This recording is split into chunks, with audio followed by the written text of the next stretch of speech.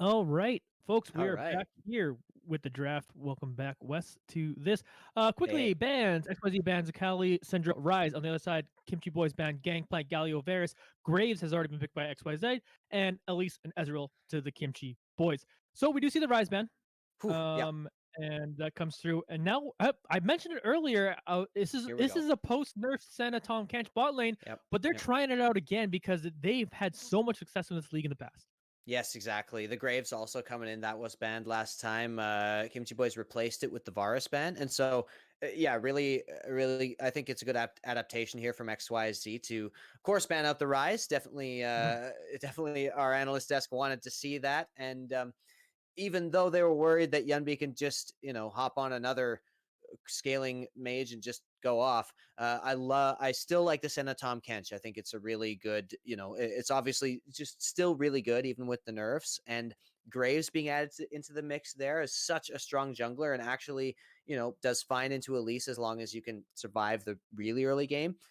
So definitely liking XYZ's draft a little bit better so far. Meanwhile, we have Ezreal Taric as the answer to XYZ's bot lane, and that is super safe. Just wanting to farm up, definitely going to outscale if you can, survive the really rough laning phase that you're faced up against with Senna Tahm Kench.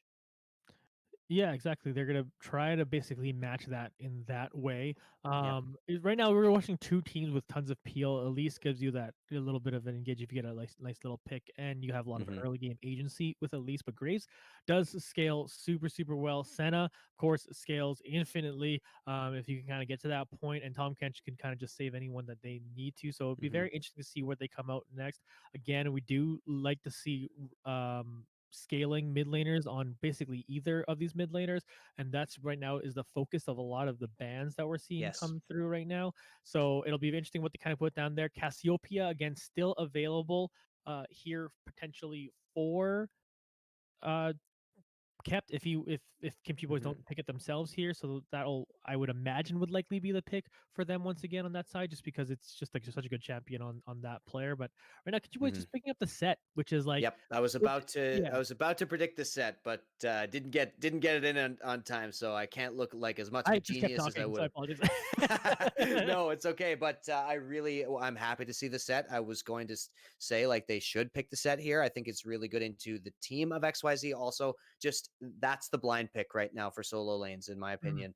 You can you can just you don't have any really bad matchups in the top lane, mhm. especially with the Gangplank band there. So definitely, looking to see what XYZ's answer is. And Jax actually is an interesting solution to the Sett, because it's not a lane bully or anything. It just in theory outscales it. So interesting Yeah, pick in with the theory, it Jax. kinda just goes even through the laning phase, even though, Yeah. like, Sett just gives you kinda more for team fights and all that, Yep. if that is what ends up being Kimchi Boys' plan. But Mhm. Ziggs, meanwhile, is actually going to be the mid laner picked up right now for XYZ, and a little bit of a surprising move. It does give them some ability to take down objectives really quick, but it Yep. is an interesting pick. Not Yeah, something I expected, that's for sure. Ziggs is a safer pick than Cassiopeia in this situation, since you haven't seen the mid laner yet.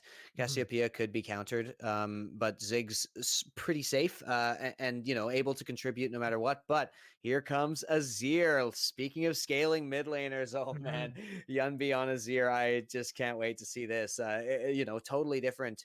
In a lot of ways to what he's been playing, but in some ways very similar to Rise with the late game scaling, with Uh-huh. the the ability to yeah to put out lots of sustained damage over the course of a team fight.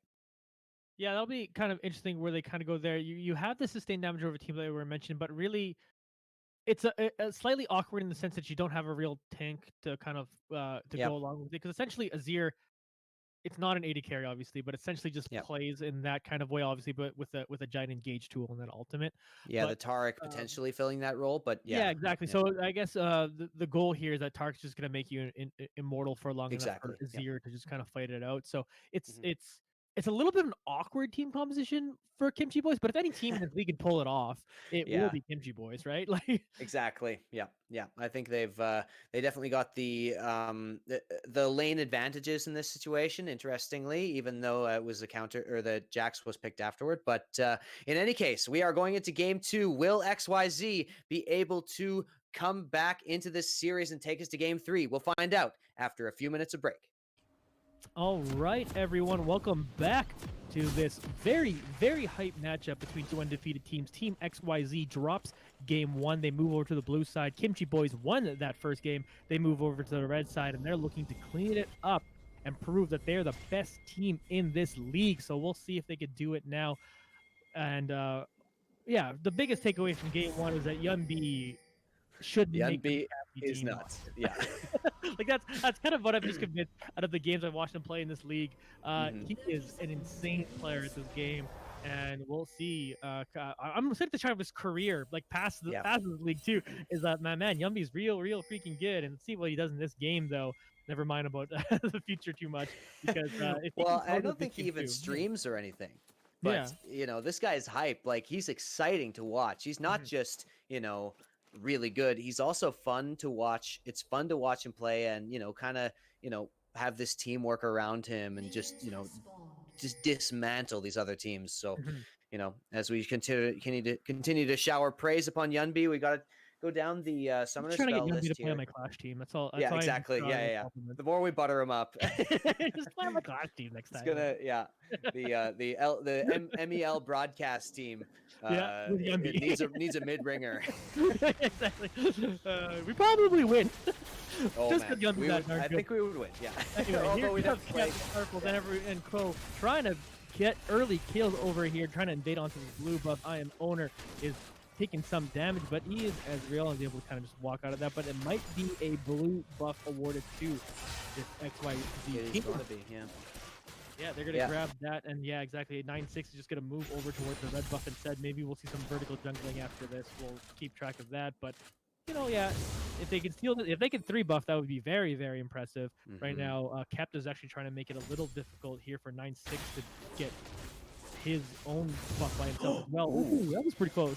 That was and Elise having to smite, actually, that I don't believe, well, with the solo maybe, but you want the freedom to not have to smite that red buff, and definitely having to use it a little bit suboptimally there was the Elise. So yeah, I like the early pressure here from XYZ. Also, you can see already a little bit of a low health bar, Ezreal having to pop his potion way early in the lane to get back to a reasonable amount of health. So advantage is gained already by XYZ. Yeah, exactly. And we can look onto this elite nav bot lane. Again, we've seen them play this on the cast. I believe they're still undefeated playing this bot lane. I don't have the exact stat in front of me if they are, but I believe last so, I checked, they were undefeated playing this bot lane. So they are putting it to the test here today for sure. So they have this to go up against the mighty force that is the Kimchi Boys. And of course, we will continue to track how Yunbee kind of continues doing that. He does have a bit of CS lead, of course. That part of that is this wave is still gigantic, so Kev should be able to clean up most of this and stay with him through this early part of the game. But it's just it is so intriguing to watch when you have a player that warps the entire game. You know what I mean? Like, yeah, we could talk about the whole draft. And I even said it at the end of our draft analysis there, where I was like, it's a little bit of an awkward composition, but they have Yunbee. Yeah. So, they kind of like we'll see what they do with it, right? Like, they can probably still end up getting it done. They do have a very, very strong team fight possibility. They don't have a true tank with them in that sense, but like, execution is key with their team fight. If they execute really well, which we've seen them be able to do, they can really take strong team fights. But they're trying to see if on the other side a split push could basically answer everything that is done with them. Pretty much the opposite of what happened last game, right? Like, obviously Yunbee pushing was really what won them the game for the Kimchi Boys, and right now XYZ is trying to do that themselves, but on a different player and a different strategy. Yeah, now Kept, you can see taking cleanse to defend against the pressure. That's solely to cleanse Elise stuns there. So it's mainly meant for the laning phase to avoid ganks on that Ziggs, because of course, you know, a pretty squishy champion there up against the Azir. Here comes Girthy Lampost, and Elise is in the wings here. Yeah, trying to get a 1v1 going there. That big shield might be enough to keep him alive long enough, and the flash comes through for 9-6 to be able to pick up a kill onto Lampost. He made an aggressive play trying to get something done there, but that shield allowed Cozy Shroud to just be alive just long enough for 9-6 to come in there and pick up the first blood. Yeah, I actually think that Girthy Lampost could have gotten that kill if he flashed just a little bit earlier. He was a little bit late on the uptake there to counter the flash coming in from Cozy Shroud, and would have gotten that empowered auto attack off, but wasn't able to do it, as did wait just a little bit too long, took too much damage. So good try by Girthy Lampost. Aggressive play, would have been very impressive to get a solo kill with Jax onto Sett. But doesn't manage to, and now going to be set far behind there in that lane, as did use his teleport to get back into lane, but flash blown as well on the Jax. Yeah, Ellie doing some limit testing over there right now with Senna, able to dodge everything from I Am Owner, as well as play down some good damage for themselves, putting I Am Owner at a low health and low mana position. So they're kind of in a pretty good position, while Ellie is actually just moving over towards to help out with the dragon. So very impressive play, to be honest. Like you can kind of see how, like, this is still technically a post-nerf world for Senna, but making that kind of a play is still super impressive. You know, he's put a lot of time into this champion despite it being so new. Yeah, the bot line priority also allows him to get the dragon, while 961 kind of knowing, you know, not much of a chance to contest this Graves at that point with the Tahm Kench so close. Just does have to go for the counter jungling. Meanwhile, here's Snarfles going for the same thing. They're going to do some vertical jungling here, but XYZ with the benefit of being able to collect the dragon on top of that trade. Here's the dive, though. Yeah, they go for it on top of here, trying to enter it on top of 9-6, but Yunbee has used his ultimate to force him out of here, but there we go. 9-6 will pick up another kill onto Girthy Lampost, and meanwhile, we do have a dive going on in the bot lane. I Am Owner is going to be hit by that Ignite, and then eventually Snarfles will pick up the final kill. Just in time, though, is looking to be taken down as well. LE will pick up that one, so nice little 2 for nothing over in the bot lane, despite Girthy Lampost going down as well over in the top. Yeah, you just saw the huge tower dive potential for both of these teams. Elise, one of the strongest tower diving champions in the entire game, but of course Tahm Kench, no slouch himself, coming into that tower dive as well. So yeah, advantages in the bot lane gained by XYZ, while top lane going the way of Kimchi Boys. And you know, Cozy Shroud definitely able to capitalize on something like that with the Sett, but of course we know Senna Tahm Kench can be so oppressive, and we've already seen Tahm Kench make plays, you know, be able to help out with that dragon and be able to just, you know, create pressure, you know, shockwaving out from this bot lane towards the jungle, towards those objectives. So yeah, I like the play here by XYZ to trade back. Definitely in a totally even position, we can see by their slight gold lead here, actually. Yeah, and Ellie really putting on a clinic on how to play Senna right now, playing it pretty aggressively, allowing Nav to just kind of free farm and getting an impressive CS score for the Tahm Kench. Like they're ahead by a lot. Like don't be underestimated by how much they're actually ahead by. It might only look like 6 kills on the quote-unquote support and then like 1 kill onto the AD carry, but like it's actually like a lot. Like it's a lot more than you kind of think right now. And right now, I'm Owner and Just in Time can kind of just play passively. And to be fair, if you're Ezreal Tahm Kench, playing passively is a thing you're good at. But, it's kind of what you're designed to do. Yeah, exactly. But Ellie, you know, they can carry through this bot lane if they continue to push this advantage they have. Yeah, absolutely. You know, just like we said, the strength of this Senna Tahm Kench, you know, was not removed by that nerf. It was dampened perhaps a little, but Senna Tahm Kench, right? The kit itself is so good. Yeah, exactly. If you're good at it, and like, I don't know if everyone in the chat is like as excited by like clean Senna play, but like I'm just watching Ellie work here, and I'm just like, it's good. It's like it's exactly what you want when you see a Senna player doing their thing. It's not just like I'm playing this champion because it's broken. It's Ellie playing this champion now because they put in the work and they're good at it. And I like it. Absolutely. Yeah, definitely going to be good at that. LE with lots of practice on that Senna. Now we do see lost my train of thought here. We do see the Rift Herald being summoned in the top lane. First turret did go down, as well as more turrets coming down, and Captain Snarfles, meanwhile, getting a little caught out here. Having the Yeah, flash, but going to use that the ultimate and not quite able to steal away the blue buff there. That would have been cheeky, but Snarfles now with pretty low health here. Still going to approach this bottom lane to see if an engage comes in, but no interest there. And look how far Cozy Shroud has gotten with this lead, already pushed to the inhibitor turret with a huge wave here. Like this is way too early in the game for him to be supposed to be doing this. Yeah, no attention being played towards the top lane by Captain Snarfles right now. And that's looking like kind of a little bit of a mistake, because I think you were kind of just hoping Lampost was going to be able to deal with anything going on while you can get advantage everywhere else. And to be fair, you are getting advantages over in the bot lane, and you do have that extra dragon, but those two turrets being down and damage be putting on your inhibitor turret at 10 minutes is a little bit nutty. Yeah, already double the CS for Cozy Shroud over the Jax. And we did know that this set was going to be stronger than Jax in the top lane, but with this snowball, it is just so much map control afforded to the side of XYZ. And you can quote me on this, XYZ is not getting the Rift Herald in this game.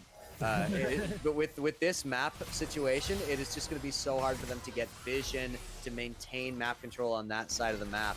And meanwhile, you know, even with the advantage coming in for the bot lane of XYZ and, you know, kind of counter tower diving there, they haven't even taken down the first turret, never mind taking down 2 turrets. Here's Cozy Shroud having rotate. Yeah, he's failed to find his way on top of him. Ezreal also does not quite find its mark, but that gives them advantage to jump onto this dragon because Captain Snarfles isn't around. So the one thing you kind of maybe had going for you is that you had this big lane priority in the bot, which should have gave you dragon control, but because you took all this chip damage to start here, you lose the dragon that you were putting so much work to get. Yeah, exactly. So even with the control in the bot lane, just as you say, the dragon does go over. So 1-for-1, Infernal Soul, and now available on the Rift here. So definitely going to be very effective on either of these, you know, high damage sort of 4 carry teams. As we do see now a significant gold lead. Well, a decent gold lead coming into the side of Kimchi Boys, but also just, you know, such a map control lead as well as, you know, even at the bottom lane, they're able to get those objectives. Here comes Yunbee, kept out of mana, but he's going to stay safe. And nicely done by Kept here, maintaining actually a CS lead over the Azir, and definitely a good early game situation there for the Ziggs. So much damage coming in by Ellie, that's after my heart. This play on the Setta is beautiful, but yeah, you do mention Kept over here and Yunbee in the mid lane, and the one thing is, like, a lot of what we talked about last game felt like mid difference in the sense just like Yunbee just doing so much, but it wasn't really like from the laning phase. Kept keeps up with Yunbee's laning, like Kept has a challenger level laning phase, but it's the stuff that Yunbee does in the mid game to the late game. Like after all that stuff, he's just so smart and so good at rotating around the map that makes him, again, one of the best players in North America. So it is such a huge boon to kind of have that, but like it is still impressive by Kept to be keeping up with him. Like, yeah, again, Yunbee is not playing an assassin who's trying to kill you, but you're still keeping up with this player, and that's one thing. Like Kept is kind of like has always kind of been a lane kingdom kind of player. Sure. Usually dominates so much, like and most amateur tournaments that happen in Winnipeg and stuff that I've watched Kept play, he just dominates that lane, and then is able to carry that over. And one thing Yunbee does go, you're like, we're gonna go even in this lane, so you're not getting that advantage there. You have to do something after the fact. That's just Yunbee's specialty here. So you see Yunbee push away Girthy Lampost away and be able to get out of there after the teleport. But it's really cool to watch this matchup, to be completely honest. And I know Kept is such a competitive dude that it goes, I can see the stuff Yunbee is doing, and I want him to do that. You know what I mean? Yeah, exactly. You're learning from this matchup for sure, as Kept, you know, playing against such a strong player at every aspect of the game. And yeah, like, I mean, yeah, like you say, Kept, you know, a famously strong laner. Yunbee, you know, you'll go even with Yunbee in lane at the best of times. You know what I mean? Exactly, and so definitely gonna look for that Azir to really make the difference in those team fights where Azir absolutely more pressure be able to applied by him than the Ziggs there, especially using that ultimate, which he did have to blow actually just to get Girthy Lampost off of him there, and Lampost only having to use the teleport, which he was going to use anyway to swap lanes there. So nice play there by Girthy Lampost. Almost could have gone for the flash, but knew Yunbee still had that drag to get away. So a good vision now being secured around, and I might have to eat my words here as actually the Rift Herald is in control somewhat of XYZ, although the Scuttle Crab has been secured for the Kimchi Boys. So going to be tough for them to secure it. And yes, they are going to let it go. Yeah, exactly. They're going to be able to get that one there, barring some sort of crazy steal. But yeah, they're actually over here potentially willing to fight. We'll see what they can kind of do. LE is over here causing some trouble here. Does a decent amount of damage onto Yunbee, but does hear that damage. Oh, and there's the steal that I was just talking about. I didn't see happening, but here comes Yunbee getting on top of navcast, getting him down. He's got that gray health to pop. He will use it. Is it enough to keep him alive? It is not. Yunbee will take him down. So beautiful steal though. They obviously don't get the actual herald itself, I don't believe. Well, but, no, they don't. But I was going to say, navcast. I think you might have just considered going for it there instead of going for the escape. I'm not sure. Maybe just flash onto that Eye of the Herald and get that turret pressure. And yeah, like I say, you know, if you quote me on it, you can tell me I'm wrong, because the really nice steal there from Captain Snarfles does secure the Rift Herald, even with all the map control. Yeah, and again, all it really does is prevent them from actually using it, which is actually pretty good, because they already have 2 towers down. But you take that. Right? You deny it from them, and definitely, you know, that could have secured an early inhibitor, or could have even secured more map control. The mid lane turret still at full health there for XYZ. So yeah, definitely worthwhile for Captain Snarfles to take that risk. I think Snarfles heard the BM from the Red Bull analyst ask, "You won't call me overrated? Oh, overrated." Yeah. Oh, there you go. So, yeah, we did see him strong on Trundle in the last game, but Graves a little bit more of carry focus going on there. And yeah, I like the Graves pick a lot. Captain Snarfles doing a nice job here, but you know, Elise just stronger in the early game in terms of these ganks. And just the tip going down and taking down some health from I Am Owner, but still the dragon going over to the side of Kimchi Boys, and that's the kind of stuff that does probably feel real bad for XYZ, because again, they did put a lot of onus kind of towards this bot lane, and they just kind of don't really get anything in terms of objectives, other than the fact that your infinitely scaling Senna is still pretty strong, but it takes longer to scale in general too for this Senna than it has in the past. So it is a very tough champion to carry from. Kept, meanwhile, is being taken down as they dive on top of them, and Cozy Shroud is going to be able to pick up that one over there. So 9-6, meanwhile, this whole time has been all over the map. We spent a lot of time talking about this mid lane, but 9-6 in this game particularly, using the strength right now of Elise, this really early game strong champion, just using it all over the map right now, able to pick up that kill, and of course everything that's been happening up to this point.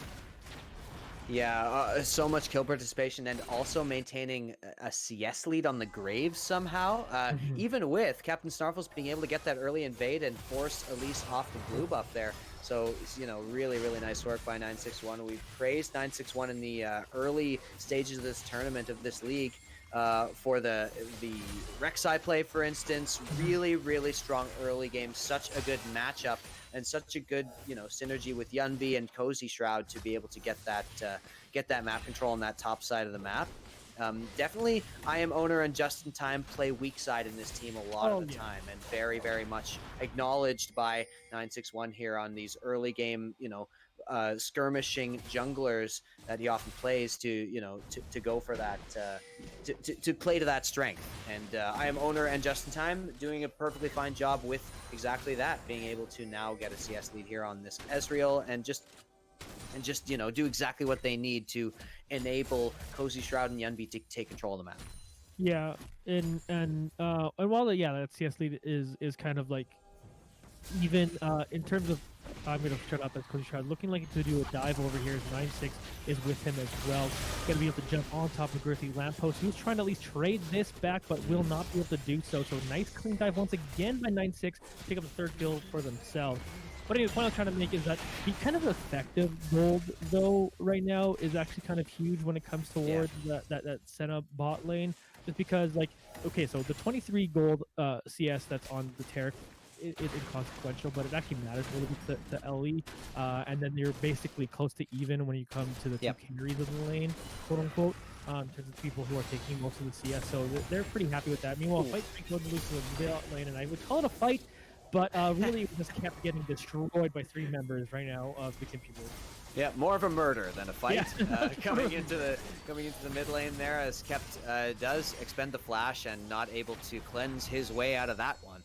Certainly, that isn't going to help against the Azir ultimate in that situation. So, nice work there by the Kimchi Boys once again to collapse on that, and even Ziggs can overextend if you gank at the right time. So oh yeah, no escape tools really, right? So Yeah. it's just rough. Meanwhile, Here's a 96 huge you have cover from behind. They're all jumping in here. The ultimate does come through for the Taric. This is exactly the kind of fight they need to execute perfectly on, and they are doing it so far. But Girthy Lampost will actually pick up the first kill for it, and they'll be able to get out of there. So here comes the big Ziggs ult from downtown, trying to get into someone, will not hit anybody, and they will get away over the rest of them. But Girthy Lampost does pick up the only kill of that fight, and this is what I was trying to say earlier of, while I just believe in these players, never mind, I'm gonna cut myself off. Cody Shroud has been jumping on top of Girthy Lampost, is right here to pick up another kill. Gonna be able to jump on top of the 9-6. Now one, but a big Sett ultimate's trying to get the rest of this fight going. So double kill will come in through for 9-6. Captain Snarfles does trade one away from the other side, but they'll get pushed away. So it ends up being an extended 2-for-2 in the long run.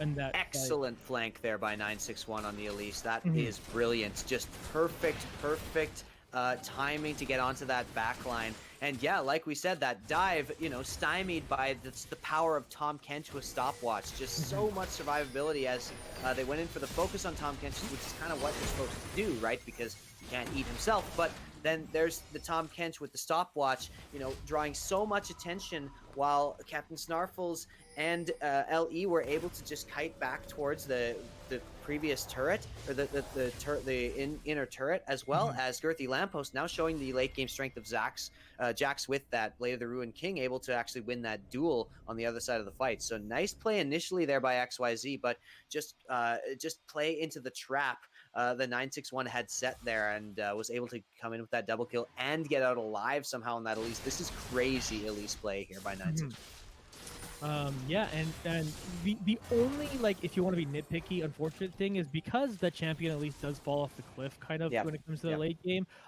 you're kind of feeling a little unfortunate that those kills didn't go the other way, but the kill secure is kill secure. You can't really be super picky sometimes. But we're seeing Captain Snarfles to pull off another steal over here, but will actually be taken down and properly focused away, and they will keep that dragon. So it was a good effort that time, but this time they were ready for it. Yeah, didn't have the vision, and nice job there by Kimchi Boys to control the HP of the dragon so that when they lost vision. Here's Caps getting caught again. Yunbee doing work here. Meanwhile, Cozy Shroud's going to bring Nav into the fight that he did not want to be part of. Cozy Shroud will pick that one down, 3-0, and then they'll go for the berry. Yeah, that was, there you just saw, you know, that is one of the weaknesses of Senna, is that not able to apply really consistent damage over the course of a fight at this point in the game, and you saw it right there. You know, Senna completely untouched, and you know, if that's a Kai'Sa, you are getting a kill there because you've got so many auto attacks and so much time to take him down. But at the same time, they knew it's not a Kai'Sa, and so they just don't turn, because LE is not designed, Senna is not designed to do that. It's not designed to attack from the edge of a fight that way. Yeah, the Senna's not a 1v5 kind of 80 carry. Yep.